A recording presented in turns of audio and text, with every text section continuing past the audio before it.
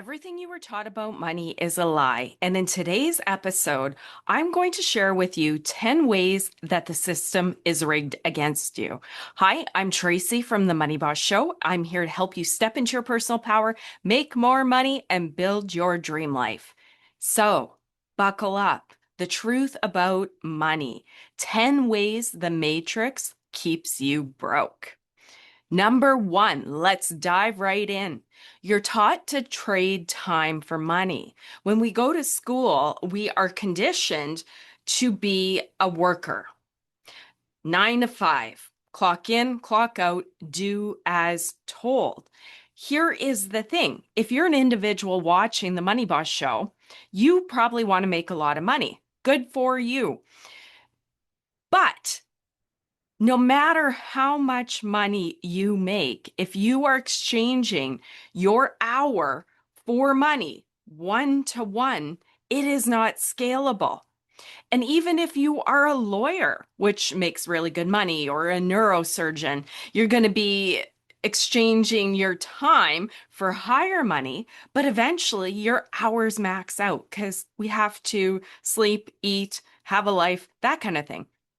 Even if you tried to work 20-hour days, wouldn't last long, but your time maxes out. So the number one way that the matrix fools you, and if you don't like the wording matrix, call it society. That's what they refer to when they say the matrix. If you want to make extraordinary money, you got to do what the masses are not doing. And making extraordinary money doesn't come from being an employee. As long as your income earning potential is tied directly to your hours, you are not going to get out of the rat race. Instead, the education system, as we are not told, is not preparing us to be financially successful. The schooling system was actually set up in the industrial age to create factory workers and to take care of the children when the parents were in the factory.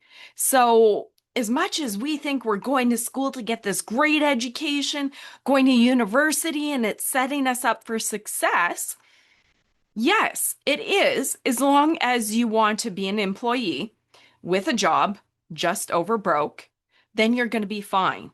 But if you want to make dream money, build your dream life, the 9 to 5 is not going to cut it. So the matrix sets you up for failure by getting you to trade time for money. That is number one. Number two, school teaches obedience, not wealth, as I touched on in number one. The education system is literally designed.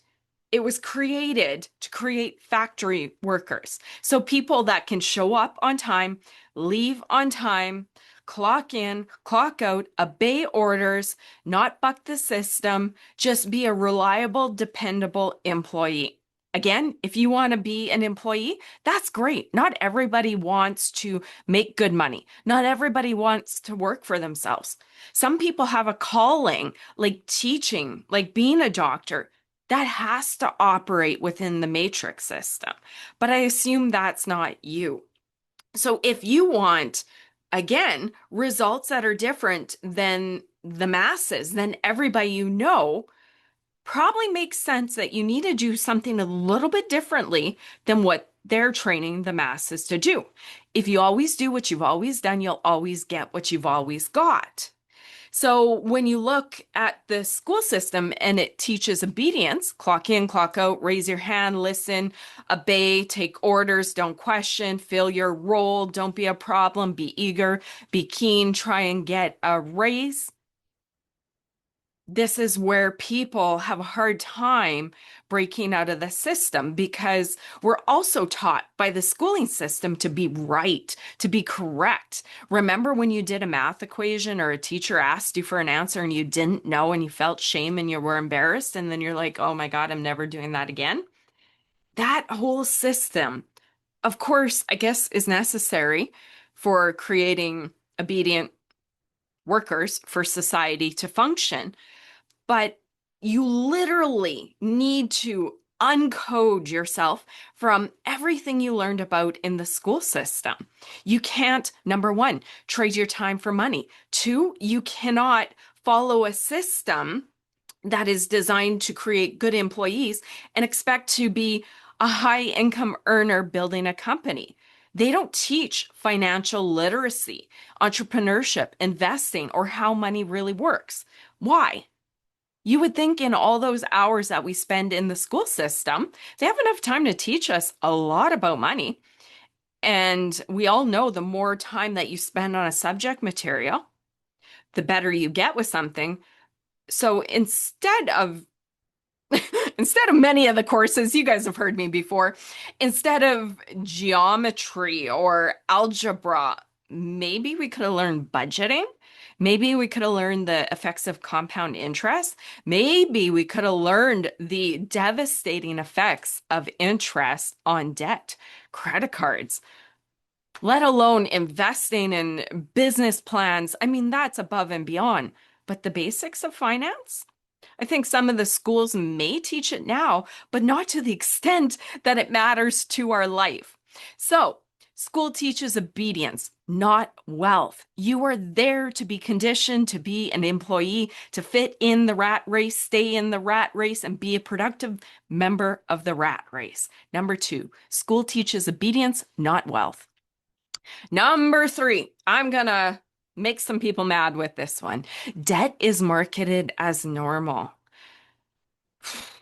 And I know life is expensive, inflation, food, repairs, living has just got to a point where most people rely on debt to get by. But here's a problem. The subtle and maybe not so subtle nuance here is as a society, we've come to accept debt as a normal part of our life, where my grandparents didn't have that opportunity and it held them back from building businesses, from overspending.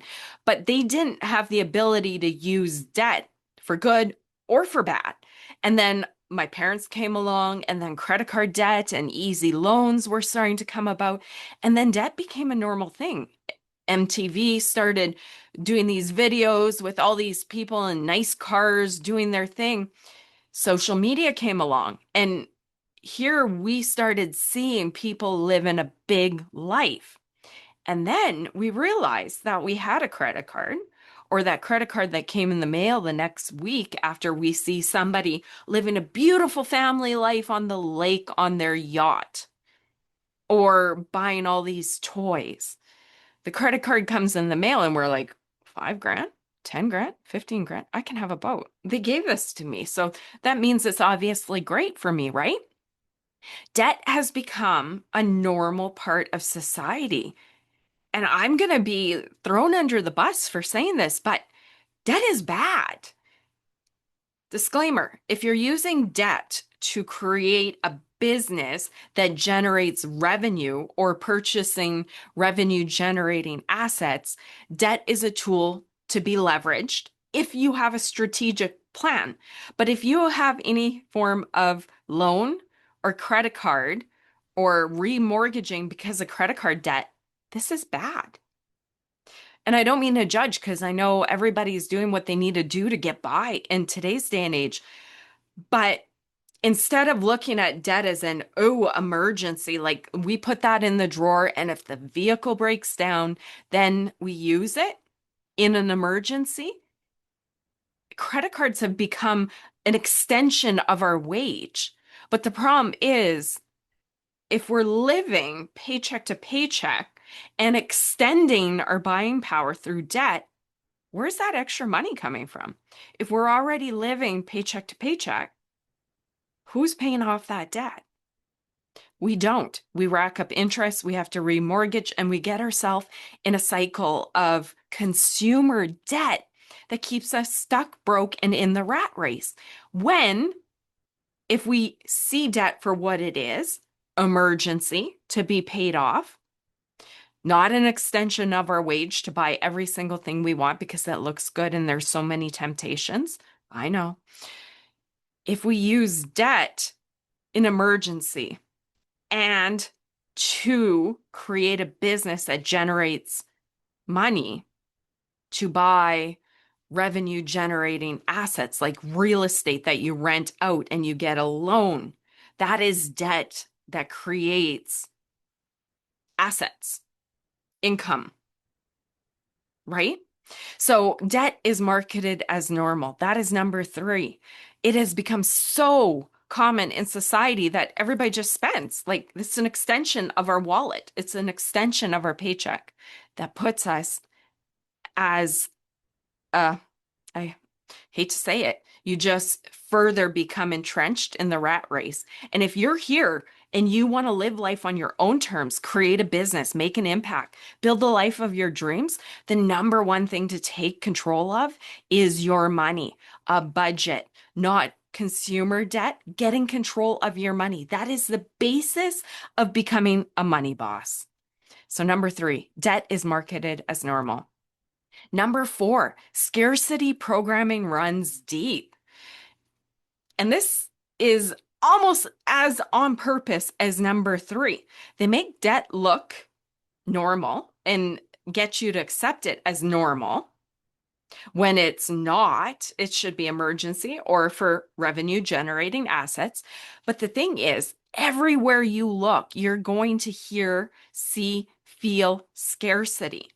We're conditioned to believe that money is hard to come by, that there's never enough, that we want more.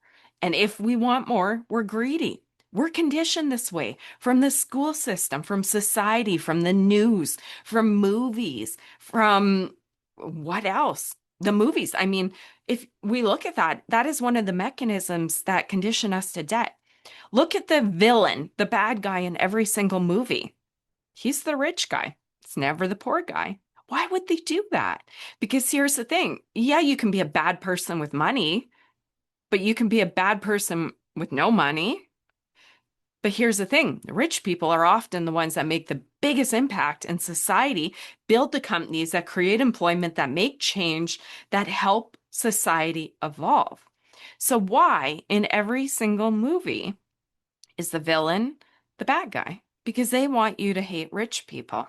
They want you to be scared of it. And if the rich guy is seen as bad and we're so conditioned to that, we're never going to strive to become the rich guy or rich gal. Why? Because our deepest need as a human is to belong to our herd, our pack, to humanity, to our family unit, to our community, to our church. And the second you start stepping out, I've called it before, it's like crabs in a bucket. If a crab is trying to get out of a bucket and there's crabs at the bottom, they'll grab them to bring them down. And while they may have good intentions trying to bring you into the bucket, most people just want you the same as them. So society has so long conditioned us that money is bad, that scarcity is normal, that you're supposed to be broke. You're supposed to live paycheck to paycheck and survive on credit cards. That is what they want, and they've succeeded. And we'll get into this in more videos, but money is a byproduct of creating service, of offering a product or service that adds value to humanity. Pardon me. So if you want to make money, it's out there. You just got to find what people want and give it to them. Look at all the money out there. There's more money now, more first generation millionaires and billionaires than there has ever been before. Before, you used to have to come from money or win the lottery or inherit, which is coming from money. Now, there are more first generation millionaires and billionaires than ever before because of the internet. It levels the playing field, but yet we are still going to a school system that trains us for jobs that no longer exist, that teach us that it's scarce and that the employer controls your financial destiny. Pardon me, I'm so worked up, I'm losing my ability to speak. Scarcity programming runs deep. That is number 4. Number 5, I touched on it earlier. Consumerism keeps you distracted. We're always seeing commercials on TV or social media. They cleverly target you with exactly what you like once they figure it out. So you see the next purse. So you see the next trip. So you are always wanting and buying. And that keeps you in a cycle of one, being distracted, because instead of thinking about skills and starting a business and making money, they have you on Facebook seeing yet another shirt that is lovely and that would look so good and make you feel so smart. Hey, I see it, I feel it as well, and I know their tricks, right? It is almost criminal, the ability that they have to target us to our desires and make us manipulate us to buy what they want us to buy. And don't we know, not only are you distracted and then spending your time to earn that money and then taking that money to buy that thing, not only all of that, you're losing your time, your focus, and your money, but it really keeps you distracted. And that's what they want. They want you distracted by movies, by sports games, by leisuring. Yes, you got to have a life. But the problem is, if you are always distracted and buying and consuming, are you being a creator and creating your life and building your financial power by keeping money in the bank? No. They want consumers, not creators, because the second you go, you know what? I have bought countless handbags, countless shirts, and guess what? That makes me feel great for a little bit. And then in no time, stats say within 2 weeks, that gadget that you wanted, even if it's a big one, even if you wanted it forever, you're so excited and your life has changed. Maybe you got that brand new iPhone, maybe even a trip. You spend all this money. It's like, oh, the high, I feel so good. Within 2 weeks, the high is gone and you're wanting something more. So they keep you prisoner in the rat race by distracting you, by keeping you buying. And if you're buying, you need the money. And if you're always spending your money, you need to keep working in the rat race. And that's how they trap us in society. Consumerism keeps you distracted. Number 5, you are not taught to own. Well, I said before, not everybody wants to be a business owner, but instead of being a consumer, we can take a lot of that money and start putting it to a course to create a side hustle, to then offer a product or service on the internet, to start owning assets that then generate revenue. Number 5 is they teach us to be consumers because it keeps us distracted on a rat race, poor, and in the rat race forever and ever AM. But the problem is, if you took control of your time and your money and your spending and put that towards revenue generating assets that grow and grow. I mean, you probably can't cut your lattes out and then buy a duplex to rent it out. That's a jump. We need to do baby steps. The next best thing. Maybe you don't buy a latte for a week and you buy a book on financial education or building a brand or how to offer a course or how to launch a side hustle.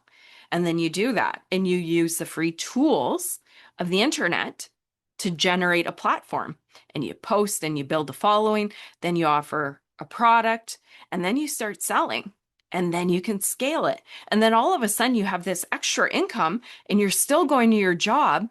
And once it's consistent for a long period of time, you can start to make bigger moves like investing in real estate. Or maybe you don't even need to. You might be making enough off your course or your ebook or whatever you can offer to humanity that adds value. If you can add value to somebody else, you will get paid. Look at Sarah Blakely, I think her name is, that created Spanx. They're leotards to keep your junk in the trunk All the women know this. It is a flimsy little thing. This woman is a billionaire. Why? Because she found a product that mass amounts of people want. She created it, started advertising, selling, and scaled the company to millions or billions, whatever she's worth. That is how you become an owner versus an employee, a creator versus a consumer. So, number six, you're not taught to create assets and own revenue generating assets. You go to school to become an employee, pick up your check, spend your check, and get back to work to make more money to spend. Number seven, you are trained to fear risk. I mean, the media alone generates enough fear to keep you paralyzed. The economy's bad. We're in a recession. This company went broke. This company's gone out of business. You are trained to fear risk because as long as you are scared to take a risk, you will not venture out of the rat race. You remain paralyzed by fear. Instead of realizing fear is part of the process and you just need to step through and break through it. They don't want you investing because then you start to become financially powerful, right? They want you spending that money in their stores. Fear is the biggest thing that stops entrepreneurs. And fear has symptoms, how it shows up: doubt, uncertainty, paralysis, perfection. Those are all symptoms of fear. And unfortunately, the school system actually does teach us to fall in line because if you put up your hand and say something silly in class, what happens? All your silly little classmates laugh at you. And what a shame, a storm that is. Who wants to be mocked? Who wants to stand out? It's a very rare person. So by the time we leave grade 12, you're taught to just know the right answer that's right for the teacher, right for the test, only stay within the box. And by that point, you're so conditioned within the paradigm of the matrix, you don't want to step out. You have a good, secure job. Why would you start your own business? You have benefits. Who cares if you hate your government job? It's sucking your soul and you're wasting all your life. When you're 65, you're going to have a good income for whatever else years you get to live past that. Fear. Fear is what they want you to feel so that you obey. Spiritual and cultural guilt around wealth is number 8. So many people think money is bad. I remember when from a very young age, I've wanted to make money and I was ashamed of it. We didn't talk about it back then. Now, I mean, with social media, there's the next kid at 22 that's a billionaire on a yacht. So it's a little more acceptable, but there is still that element of, oh, they're special. Oh, that's not me. That's for them. They must have come from rich parents. There is so much spiritual and cultural guilt around money, even the church. I'm not saying anything bad about the church. There is this martyrism that poverty is good, that if you're a good person and just push by and take care of everybody else, you're going to reap the fruit of your labor in heaven. And that's great. But the more money you have here on earth, the more powerful you are, the more you can take care of yourself, fill your own cup up, learn, get smarter, provide more opportunities for your kids, your family, your future generations, build businesses that provide employment, that make a difference. If there are two people, let's say there's two people equally gifted, equally loving, love to serve and help the community. They're both the same brilliant people. The broke one or the wealthy one? Who can make more of a difference? They have the same amount of time, so they both can go volunteer the same amount of time. They both have the same heart for service, but one has money and one doesn't. We know the one that has money can now contribute financially. can have the personal power to fundraise, to make a difference, to adopt children. When you have income, it provides you security, opportunities, possibility, and most importantly, the ability to follow your calling, make a difference.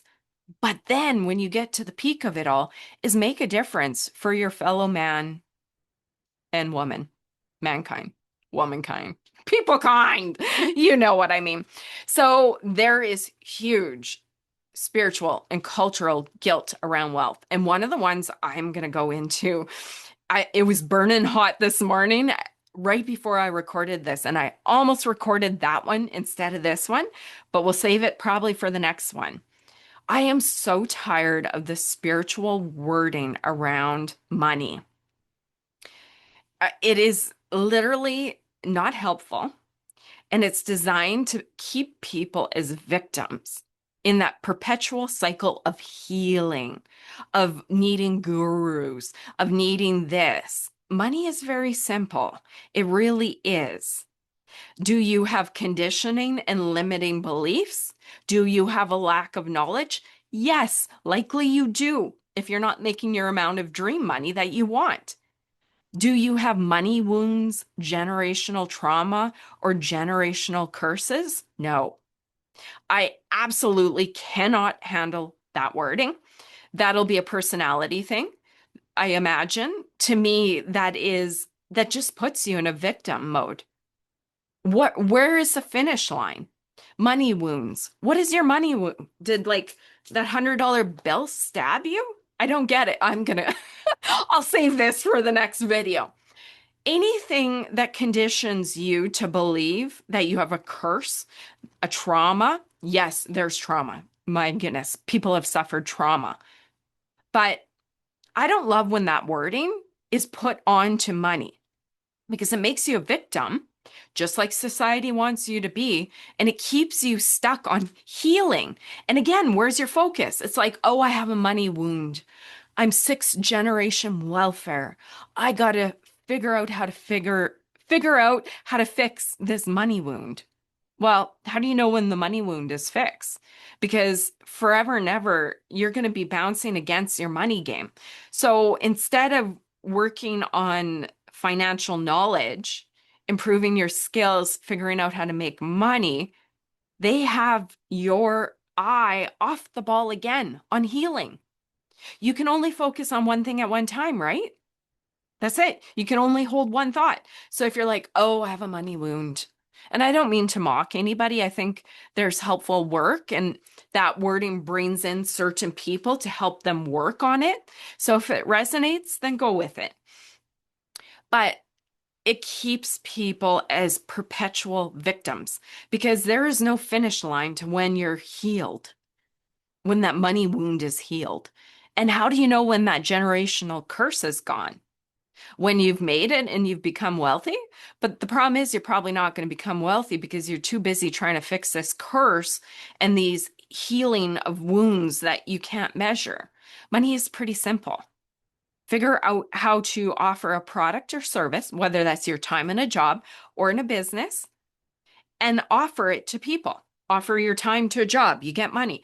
Offer a product or service to somebody, they buy it, you make money. Scale that up. The more you can scale up how much you sell, the more money you make. The more skills you get in a workplace, if you become a lawyer versus a secretary, your money's worth more. Your time's worth more money, right? So money wounds, generational trauma, generational curses? No, no, guys, no. I'm going to rant about this in the next video. We have a lack of knowledge because we haven't been taught. Because, like I said, the matrix is designed to keep you stuck, broke, and poor, right from schooling, university to the workplace. We don't have curses or wounds. We have lack of knowledge and lack of responsibility once we become aware to create a budget, become the boss of our money, and start figuring out how to generate more money. So I say poo-poo to money wounds, generational trauma, generational curses. You have none of that. Scrap that superstitious. Money is black and white, as I mentioned. Rant done. Generational trauma, poverty cycles. Apparently, I skipped my line here. Number 9 is generational trauma, poverty cycles. So I did a little rant on that already. Generational trauma. Well, yeah, if you come from poverty, you've learned poverty. You've been taught poverty. You see poverty. You get the skills of poverty or lack of, and you create it. It's a vicious cycle. Poverty cycles. In so many of my videos, I teach you the reality creation framework. It doesn't matter who you are, who your parents were, where you grew up, what color your eyes are, if you're a male or female. Money doesn't care who you are and what you do. Money actually doesn't care if you're a good person or a bad person. Money cares if you align with the correct vibration and make a difference. Money doesn't care about your story. If you have a disability, money doesn't care about that either. Money is an energy. Money is a byproduct or of a product offered or a service rendered or your time delivered to a workplace. Simple. Get rid of all that. And if you want to change your future, you have to change the actions and everything you do in the reality. If you continue to live like your ancestors and think like them and feel like them and act like them, you're going to recreate that. That's hands down. That is why poverty continues, why racism continues, because we keep teaching it as a byproduct of just raising children, and we can't teach our kids something that we don't know. So we model what we know to them as a natural byproduct. Who taught us? Our parents. Who taught them? Grandparents. Well, guess what? 3 generations back, most of them were fairly poor because times weren't flush. So the people that had no internet, no technology, some of them drove horse and a buggy multiple generations back. That's where a lot of our money mindset came from. And they taught our grandparents and our parents, and our parents taught us. And then now we're going to teach our kids the same baloney? What? Our kids can go on TikTok, start dancing, and create a platform and make big brand deals and millions of dollars. So, why are we teaching our kids? Why do we believe that money is scarce? Because we have that passed on by our ancestors, but it's not trauma and it's not a curse. It's just a lack of knowledge and updating the operating system. We are in the greatest time in civilization to create wealth. I've said it over and over. But yet we go to a school system that teaches us information that's not helpful.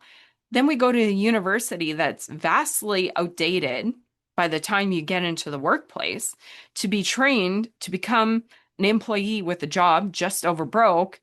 And we expect that we're going to change our generational money story? No. It starts with reality creation. Your thoughts and beliefs about money came from your ancestors. Get new thoughts and beliefs. Once you think and believe different about money, you feel different. When you feel different about money, you act different. When you act different, you get different results. That is how you end generational trauma, generational curses, outdated knowledge. Why don't we call it that? Number 9, generational trauma and poverty cycles. You can end it. Guess what? You can be the cycle breaker. I don't even like that. I guess that cycle is okay because it's repetitive cycle. You can change the destiny of your life, your kids, and generations to come. You're the cycle breaker, as they say, because you're going to realize that there is a lot of money out there and you just need to get new thoughts and beliefs and skills and then start the process. Feel different, act different, get different results, and repeat until you up level and up level and up level. It's as simple as that. Simple, not easy, because it involves a lot of reprogramming, a lot of reading, dedication.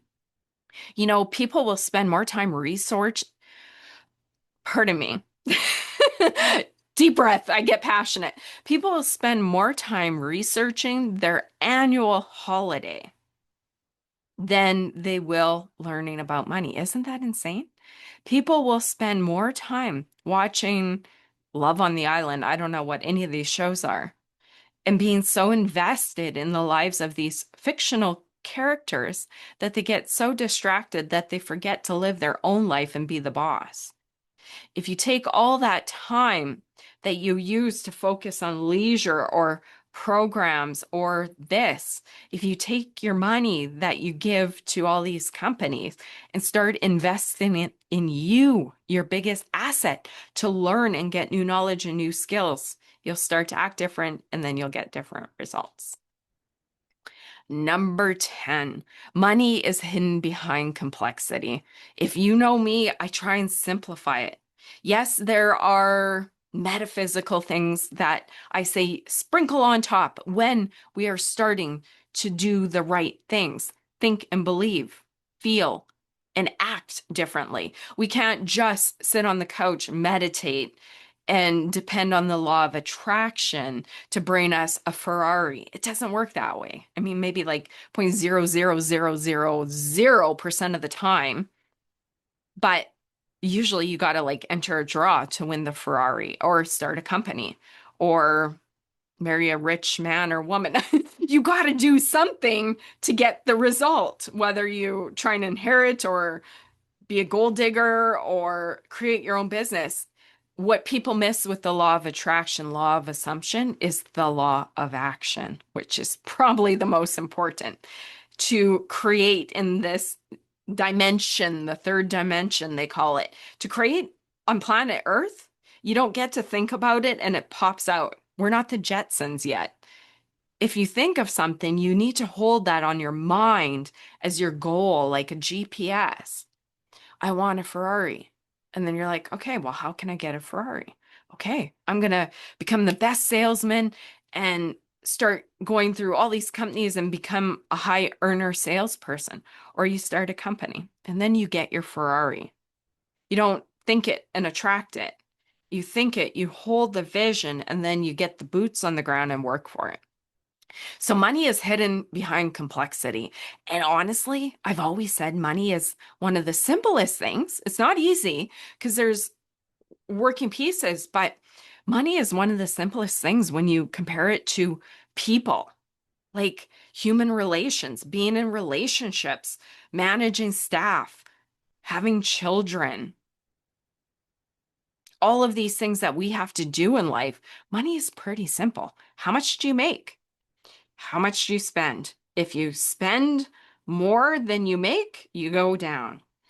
If you make more than you spend, you start saving. It's simple.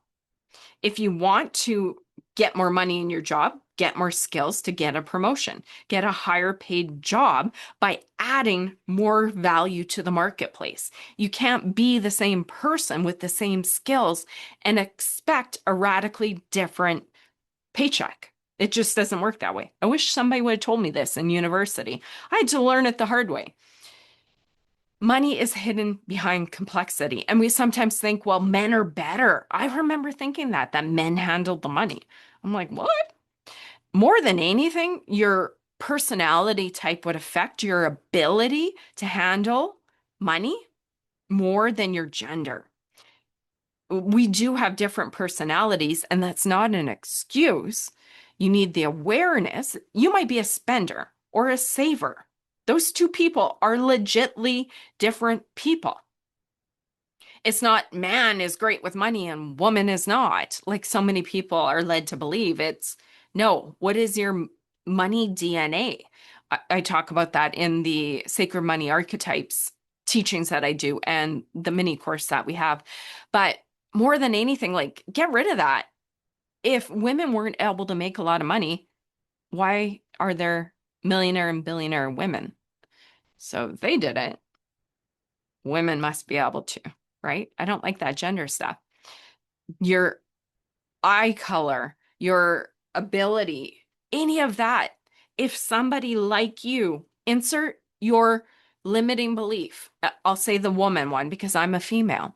So many people are like, I'm a woman, I can't do this. The patriarchy keeps me down. There's a lot of women knocking it out of the park, making a lot of money. Does the patriarchy not apply to them? They don't, they probably learn the skills the same way you can. Money is hidden behind complexity and limiting beliefs. And then when you get past the female, the man, all of that, then you think that these financial advisors can take and invest all your money and get you rich. Ask this question. If that financial advisor was so great with money, why are they often a paycheck taker and a person in the rat race just like you? If they're a financial expert, which they're saying they are to invest your money, they're portraying themselves to be the expert. Why aren't they rich? Maybe they don't know. The only one that can become a money boss for you is you. The only one that can get new thoughts and beliefs and feelings and actions and results for you is you. So whatever you feed into this incredibly powerful iPhone is what is going to compute in your reality. Put new information, see different potentials in your mind, and you start to create that in reality. Money is not complex. It is black and white, one of the simplest things in life. They'll talk about inflation, they'll talk about interest rates. Look it up. They're very simple concepts. At the end of the day, the basics of what you need for money is a budget. How much do you make? How much do you spend? Make sure that matches, and then work towards making more money than you spend. That is money success 101. There's nothing complex about it. You don't need 500 courses, 500 books. Go on the website. I don't have it yet. I'm going to put a budgeting thing on there. Go on to the internet, search budget template, download that, fill in your income, put your expenses. What's the number at the bottom? That's how complex it is. But they make us think like we're a female and we don't know how to do money and money's so complicated. It's not. It's not. They want you to think that way. They want you to think you need to have a accounting degree to be successful with money. Some of those people are poor because they don't even handle their own money. Money is not complex. I fully say money is one of the most straightforward things you'll ever have to deal with in life. When you take charge of your own money and become a money boss, you now become financially powerful. You now make more money and you can now build your dream life and you can now do things you want. You can provide opportunities for the next generation. You can change the generational cycle of money for your future lineage. That's a worthy cause. I say bring it into today. Let's get a budget. Let's get in charge of our money. And then step 2, how do we as an income earner, that's us, we go to work to make money or we start a business to make money? Probably both in the beginning until the business is going and can support us. How do I become really smart up here with money so that I can start bringing something to the world and get paid accordingly? So this is the way that the matrix keeps you stuck, broken, unhappy. The truth about money. 10 ways a matrix keeps you broke. I hope this was eye-opening. I hope it helped you. These are some of the lessons I had to learn the hard way. And thank goodness for YouTube and all the books and everything out there nowadays. You can just learn 20 years of somebody's journey in a video like this, right there. All right there. Free for you to consume. You learn from all my mistakes. All my costly mistakes, you learn for free. So I am more than happy to do it. I feel this is my mission on this planet, is to help you become a money boss. Because when you are a money boss, you can make the biggest difference in the life of the ones you love and in your own life, right? You can be the money boss, the hero of your journey, not a rat in the rat race. I will see you guys next time. Bye-bye.